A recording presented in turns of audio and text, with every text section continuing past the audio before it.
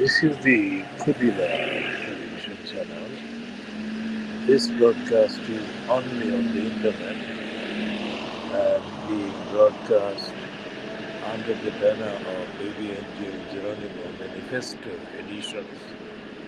This one is timed at 0900 hours GMT on Sunday, the 18th of August 2024. This broadcast is coming from a location in East London in the United Kingdom. And this one is a continuation of the special investigative reports being broadcast in solidarity with the three baby kittens, collectively known as the Princess Regent Baby Kittens. And the whole sentence or the whole paragraph is Princess Regent Baby Kitten Starvation. What is the starvation about in this particular phrase? The starvation is about the fact that for almost the last 7 days, I have been prevented from feeding these kittens.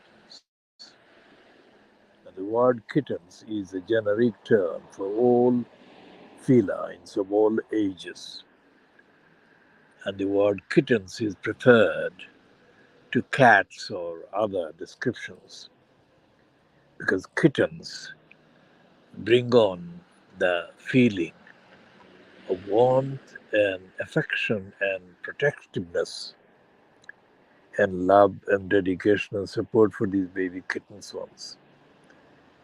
And when it is used as a phrase, baby kittens, it actually is a complete expression of the devotion to the baby kittens ones. Now, I was situated in this neighborhood until about 10 days ago, but for the previous 6 or 8 weeks or so, the kittens, especially the one I call black and white, appeared. Well, they have been around in the neighborhood, but they did not appear near where I was. But these ones appeared, and I think that the deduction is that the appearance was connected with the presence in the environment of other creatures, especially mice. And these ones wanted to check out if they could catch a or more than one mice. Now, separately from the relationship of kittens to mice, I became very fond of the families of mice because the way they would line up and jump on the bread, on the ground, on the floor, and they would run around. Instead of being scared or concerned about the impact they might have on me, I became fond of them because after a very long time, well, 30 years I would think, since I last had any meeting with mice, that was at an address in the Myrtle Street, where I was curious to find the movement of these mice. Those were smaller, much smaller in size than the average size of the mice at the environment here in the address in E13 8RP. In any case, the mice have been destroyed now, I think, by the evilness as personified, because the people who have done the research at 3 universities about the musical kind of preferences of the mice could not be more different from the evilness that occupy and control these premises. I remember a woman who works at a care home, called Corinne. Corinne and I exchanged a few stories about the research findings of three universities about the mice rhythmically dancing when a particular music comes on. That was the discovery of the joint studies into mice behavior by three university researchers, probably situated in three continents. I have not been in contact with Corinne for a number of reasons, mainly to do with the fact that I have been kept very busy by the various attacks on the environment, various attacks on my rights to be in the environment by the criminals that have been paid lots and lots of money by the London Borough of Newham. And contextually, there is a piece in the Evening Standard by its chief political correspondent, a woman called Rachel Barford. And I'm going to see if I can find that item.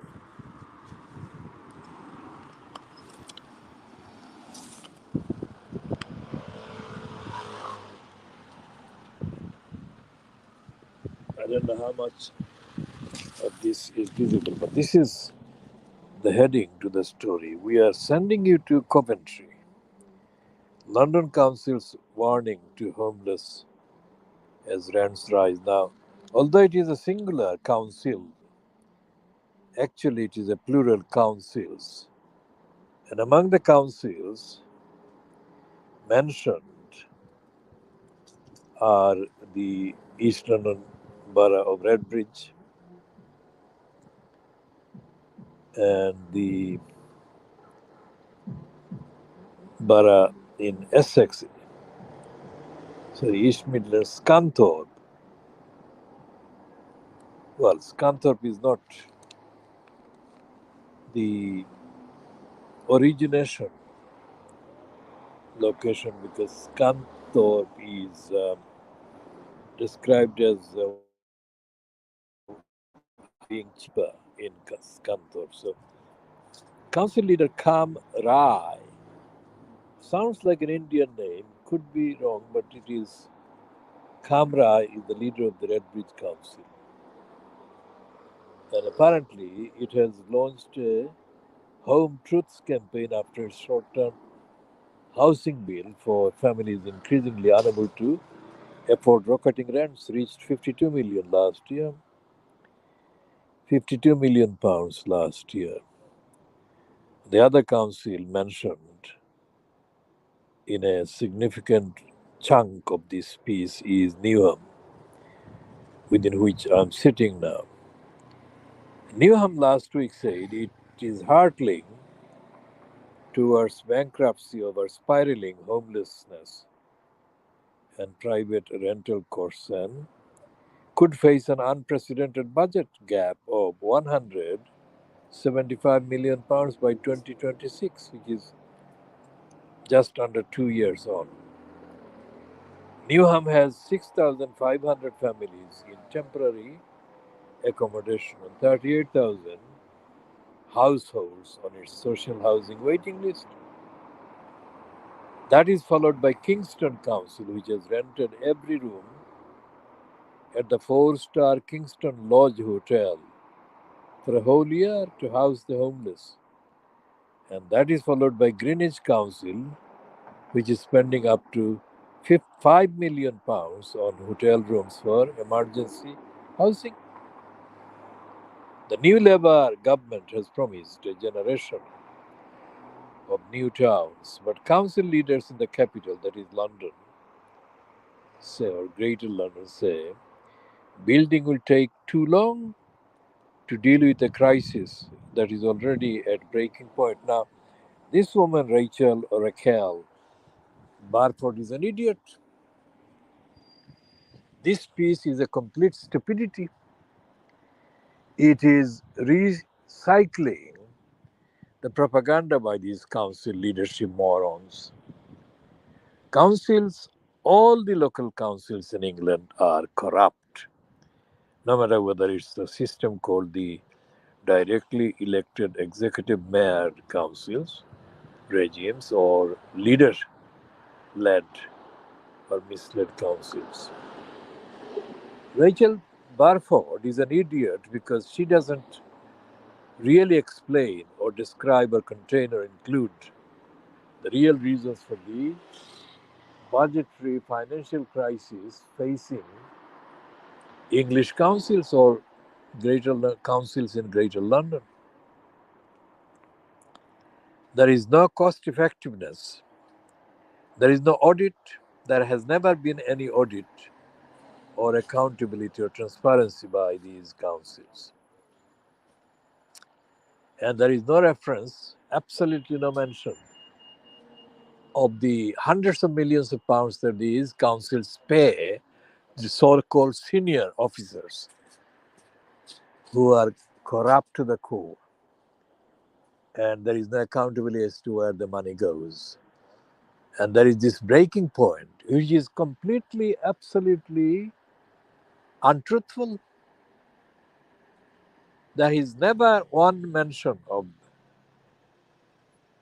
council waste, council abuse of money, council abuse of the resources, council secretly hiding thousands and thousands and thousands of empty properties right across London. So this Rachel Barford is complicit and is collusive in the corruption of the councils, hiding the actual evidence of their abuse of funds and their abuse of resources. And all the so called local government reporters, correspondents, etc., etc., stupid and they don't follow up anything. For example, very similar to Rachel Burford is a name called May Bullman. Now, May Bullman, which I have mentioned in previous editions, was a social affairs correspondent. That is how she was described when she posted on Tuesday, the 13th of November 2018, an online piece on the independent.co.uk about New Borough Council, based on a meeting that was held in Canning Town, in the Rathbone Market area, actually, in an organization called Community Links. It was only reported because there was present at the meeting on the 12th of November 2018 the then special envoy or rapporteur on poverty, hardship, homelessness, etc., in the United Kingdom, called Philip Alston. Now, Alston, the racist moron, was an Australian born professor of law allegedly at the University of New York. But he could not be more stupid, ignorant, idiotic, dishonest. Because when he wrote the piece and published the piece about the so called inspection or visit of hardest hit areas across England or the United Kingdom, He published his final report during 2019, and on that day, coincidentally, of the publication, had come into office Amber Rudd as the Department Deprivation, Want and Poverty Creation cabinet member in the Conservative government. And she used the term rejection to say that she was rejecting Alston's report, that the UK government was responsible for causing most of the hardship and homelessness and poverty in the United Kingdom. Well, that was an idiotic repeat of the lies, packs of lies that had been retailed over the years. The actual poverty is created, actual homelessness crisis is created and caused by local councils.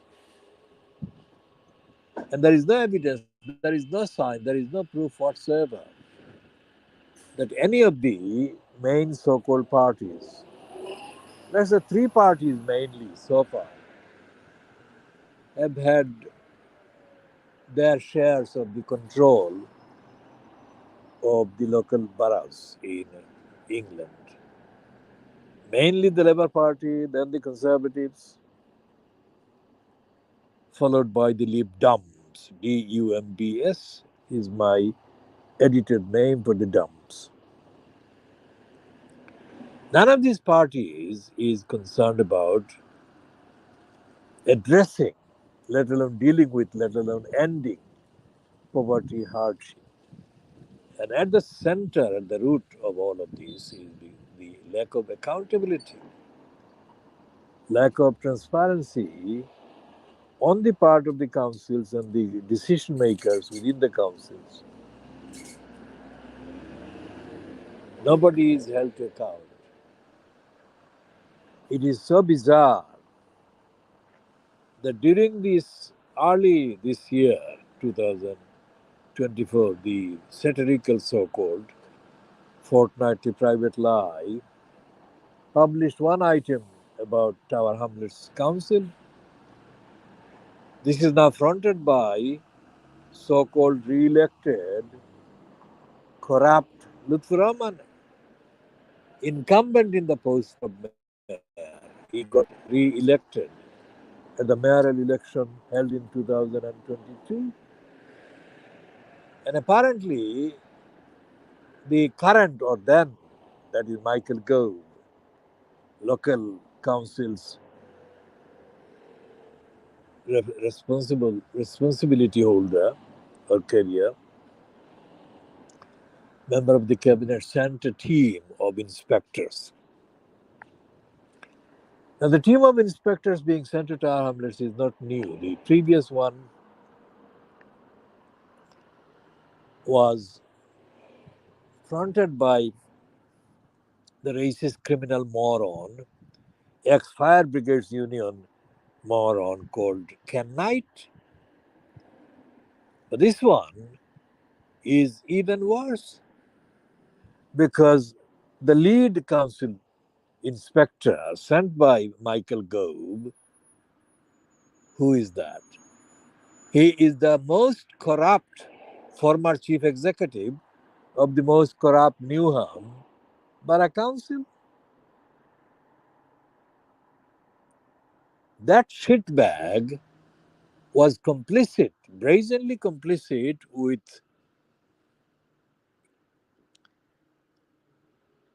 Robin Wales, who was in post incumbent as elected mayor at the expense of Newham people for 16 years from 2002 until 2018 when he was replaced by Roxana Fias.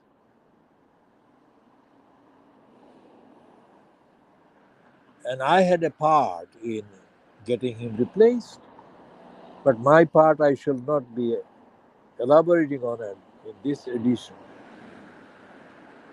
Now, the point is that Philip Alston, so-called special envoy, what the fuck, was ignorant about the English local council corruption. So he did a kind of copying, pasting job, based on picking up newspaper pieces here and there and getting them in a report and saying that the deprivation, want, and poverty creation, which is DWP, was mainly causing extraordinary additional poverty in England because of the introduction of the universal credit idiocy. He did even mention the concept of lack of accountability. He didn't mention that there was no difference between any of the two parties, of the three parties, when it comes to lack of accountability. And literally millions of people are denied basic income, universal income to survive. And all the decisions about housing, all the decisions about overcrowding, all the decisions about lack of income, basic income, are made by prejudiced, ignorant, stupid, biased individuals holding posts either in the deprivation, want, and poverty creation or in local councils. And they make decisions based on their own bias, their prejudice against the people needing help, seeking help. During the 6 years or so that Ian Dracula Duncan Smith was imposed as the cabinet member in the conservative governments at the expense of the poorest people, he made decisions that actually affected people that needed the most help. So when they sought the help of the deprivation, want, and poverty creation department, they were denied the support, the basic support, the basic income that they were entitled to, they needed. The result was that several thousand people were forced to commit suicide because there was no other alternative source of funding. There was no source whatsoever for funding. And so these people committed suicide. And according to the reports in the mainly in the Independent Online and probably in the I newspaper and partly in the Guardian, it said that the most deprived, most in need people were sent to the suicides by the deprivation, want, and poverty creation morons, criminals, offenders.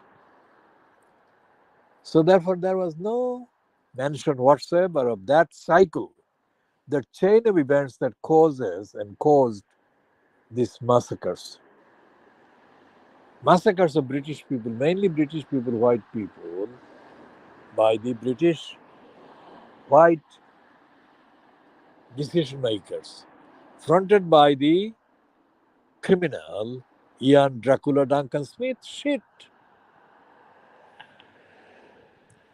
So the United Nations Special Envoy, moron, Australian racist moron, Philip Alston, based at the overhyped University of New York Law Department, he produced a stupid, ignorant, misleading, false, discreditable report, which was immediately condemned as rejectable and was rejected by the just installed Secretary of State in the post where Ian Dracula Duncan Smith had been in post for too long. Amberrad. And whenever Amberrad spoke, the Labour Party, so called at the time, what was it? I have to check that particular sequence, but let's say either it was Jeremy Corbyn or Keir Starmer fronting the Labour Party. I think it was Corbyn. Whichever it was, either Corbyn or Starmer, there was no real comeback on that by in the name of Labour Party or in the name of Labour Party members of Parliament about Philip Alston or about Amber Rudd or indeed about the varieties of persistent, avoidable human rights violations by poverty, persistent promotion and preservation of poverty, perpetuation of poverty by the successive regimes in the United Kingdom, in central government, regional governments, in local councils.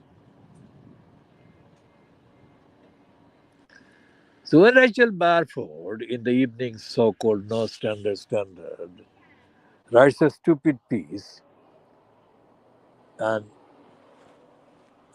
her piece is idiotically given a single council headline. We are sending you to Coventry. London Council's warning to homeless as rents rise. Now, sending you to Coventry. Coventry is a town in the West Midlands next to Birmingham. But sending someone to Coventry in the slang in English, colloquial slang, is boycotting someone, shunning someone, sending someone away from their ordinary community or their household or their group. And so, therefore, that is what this heading, which is most inappropriately put on the item about homelessness and council crying, breaking point crisis, has been used. So, Rachel Barford is wrong. Philip Alston was wrong. And Ian Dirty Duncan Smith massacre is a massacre of the poorest, was wrong. And in between, all the newspapers, so called English newspapers, are absolutely misinformed and ill informed and regurgitating stupidities dished out to them, or dished at them, or dished to them for this redistribution by the corrupt, crooks-led, crooks-fronted local English borough councils. Now, this is the Prince Regent Lane, and somewhere off this Prince Regent Lane exist three baby kittens. One is the one that I call Shuri-like baby one. He is the craftiest one because I think compared to the other two, he's or she, let's say it, is younger. So it's sprightly. So whenever I was last able to put the food for it would treat the food as a target for practice and would go around the food in a kind of systematic manner, as if it was targeting a kind of evasive target creature. And then it would eat the food, but it would not eat the food at all if it knew that I was looking. So what I would do, I had learned to do, was to turn away when he was or it was on maneuvers at the food. Compared to the Shuri like one, Shuri is after Shuri, my kitten, the all black, beautiful kitten that lost their home with me from New Road on 10th of November 1993.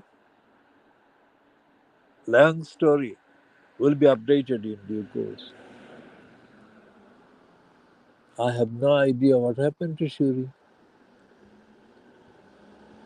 I have no idea what happened to Kushi. Kushi was the all white one. And in addition to that, there were 11 other kittens that with me lost home on the 10th of November 1993. And that is due to the caprice, the greed of a number in the so called family. Because member or members of my so called wider family were falsely given a promise by the Indian criminal called Paul Vermeer. Paul Verma is a supposed to be an accountant, but the shit bought the freehold at the auction where the criminals in charge of the Royal London Hospital property did a retaliation. And the retaliation was in retaliation to an of the decades of campaign by me against the mismanagement and the lack of repair by the London Hospital, which owned the properties freehold in New Road, London E1 1HE. And doing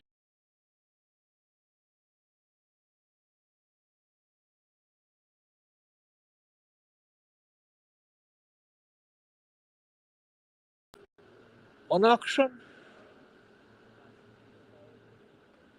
And I knew that that auction was deadly for the kittens and deadly for all my archives and all my work.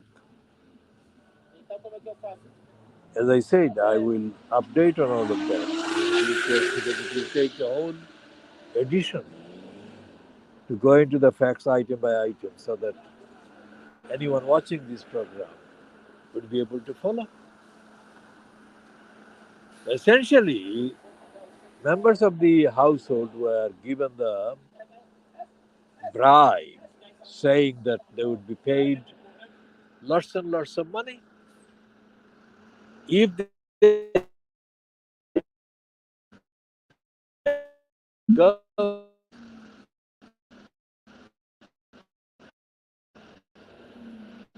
if they agreed to let go, meaning if that I should leave the property, which is what was the main sticking point because I was the one in occupation. And I occupied the ground floor and the basement. So one, two, three, four. Four rooms,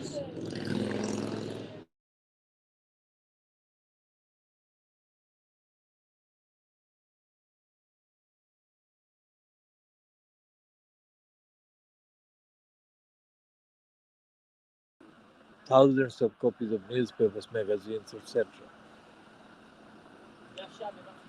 Now, in the history of my campaigning history, let's say, going back to the 19, let's say the first part of the 1960s, I have had my intellectual properties and my archives and my collections interfered with, taken hold of, robbed, looted by members of my biological kind of extended family. So I must be probably the only person on the face of the earth currently alive who has had most of their archives and the intellectual property stolen, robbed, interfered with, vanished, disappeared.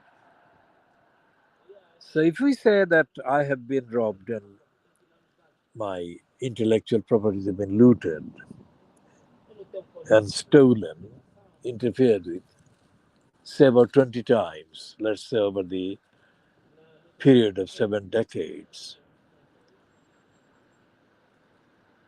where do you begin to compare the worth, the value, and the impossibility of replacing any of that? Time and again, this is something that has been happening time and again, time and again. This has been happening time and again. And nowhere on the face of local councils, local democracy, regional councils, or regional assemblies, or central parliament or central government, nor in the judiciary, is there the slightest hint or sign of any platform that would hold any of these criminals to account.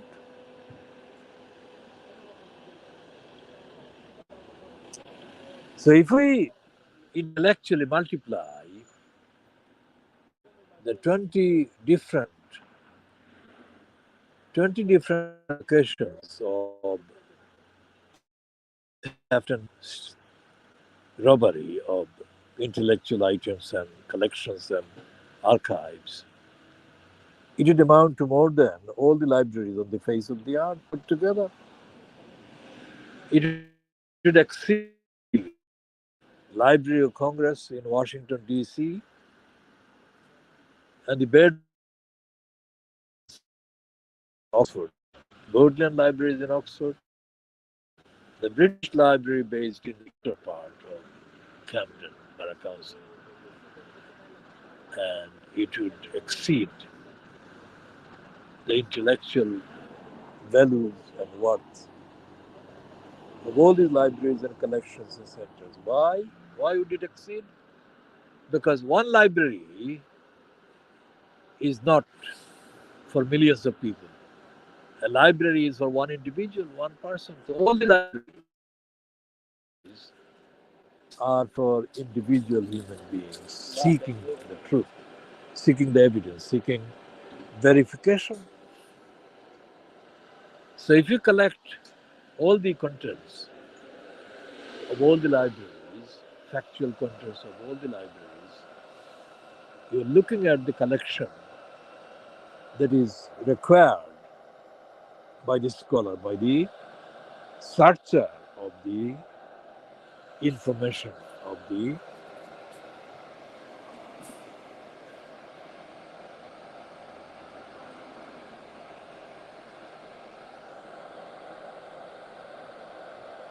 fund of knowledge. So time and time and time again, I have collected items and be no but when I was staying in Kolkata in India, West Bengal, just before I flew on a BOSE aeroplane to London in the United Kingdom in February 1972, 73, I had bought several hundred separate books just published in the previous few months, historical collections, although biased and not very accurate, but they are references. Books mostly written, in fact, all of them written by reporters, journalists, chroniclers in India, from India, who covered the various parts of the activities that went on in the actual area in 1971. The combat actually was recorded by the journalists for newspapers and mainly newspapers, and they did that collection of information,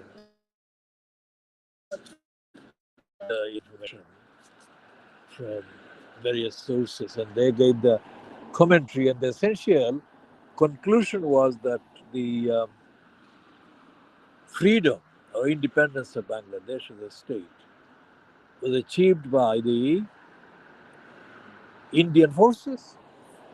There was no mention actually for the mention of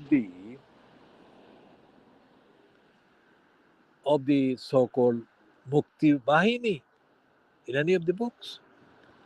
So when it came to my flying out of Kolkata, I had to decide whether to carry the books, which would be quite heavy, and it's carrying all the books and the magazines in a suitcase would be significantly heavy. So I had to decide to leave them. Now this is February 1973. This is now coming to 1970. Was it 73? It's 2005. So it's 52 years now since I had to leave those books. And those are the absolute unique collection because I bought them in the street bookstalls in Calcutta, mainly in Chaurangi and beyond Chaurangi in a place where there are literally hundreds of bookshops, bookstalls, and I bought them there. Instead of buying clothes or buying food in a fanciful way, I wanted to buy books. So my life's work has been given to spending whatever money I had on books. Because although I may disagree with the actual contents, the conclusions, I have found that the point of disagreement is actually the substance of the book or the contents.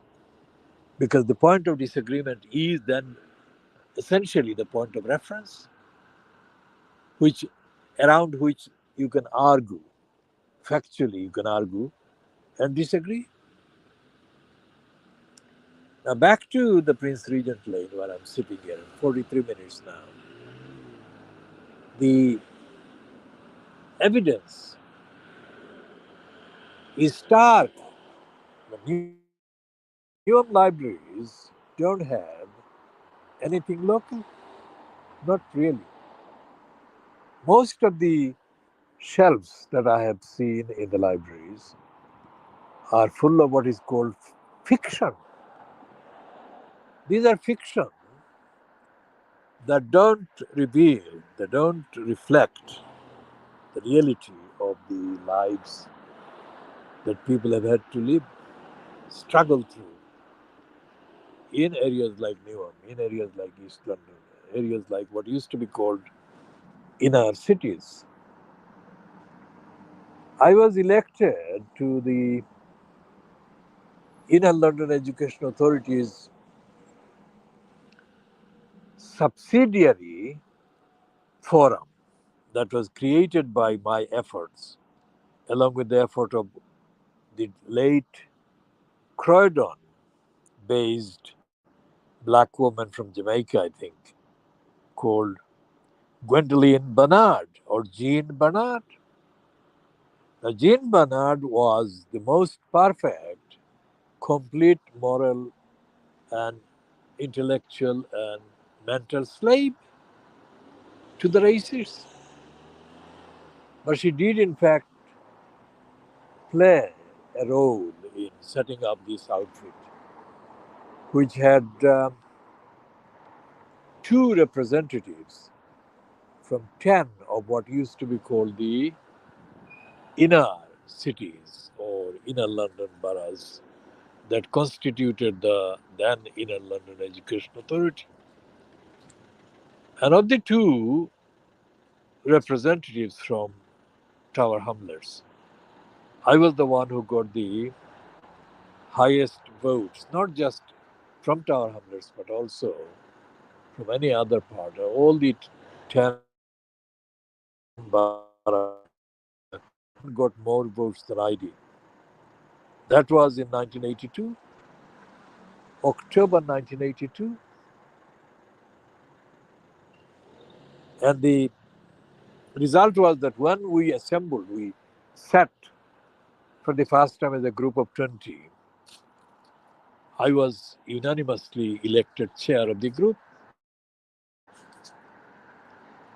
and I remained in that position for the rest of the time until the Inner London Education Authority was itself scrapped, following the scrapping of the Greater London Council, GLC, by the Conservatives, by Margaret Thatcher, before John Major came in, after Thatcher had to resign for her own reasons. So, in the Inner London Education Authority area, there used to be all manner of resources. But essentially, the Inner London Education Authority lacked the resources that I have. Nobody existed, nor exists today, that can match the needs, the demands of the society around. With the knowledge, with the perspective, with the personality, with the approach, with the dedication, with the expertise that society needs.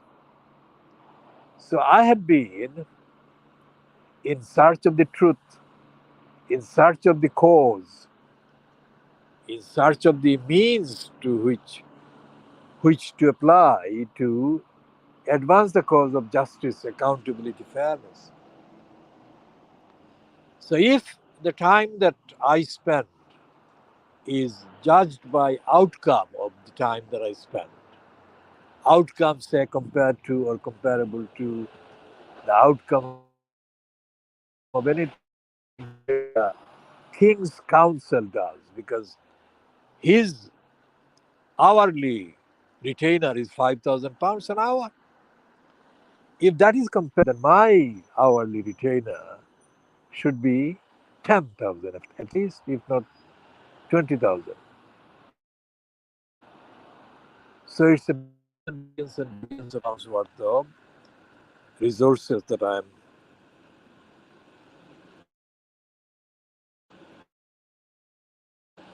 the theft and the looting of the intellectual properties and the collections and the archives are equally having impacts to the tunes of billions of pounds. There is no library that has the knowledge. There is no archive that has the knowledge, the collection. There is no personality or person that has the knowledge that I possess and I have possessed. And I have been updating every single day. So the baby kittens are being starved, and any attempt to get access to feed them in the evening is foiled and sabotaged by the successive holders of the keys to the premises. And just see if I can take a look from the distance.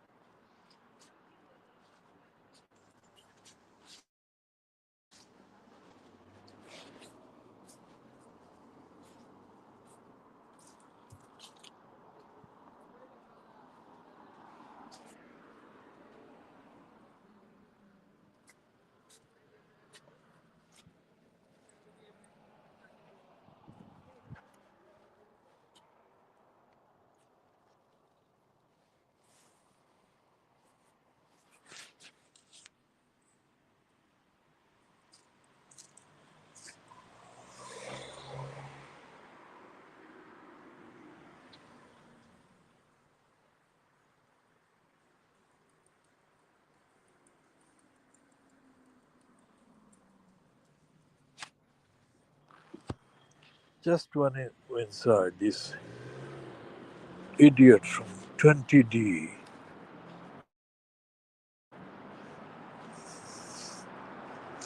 Belgrade quote. The complete, absolute deadly moron. Deadly, dead. So I'm going to end this particular broadcast at 50 minutes 49 seconds.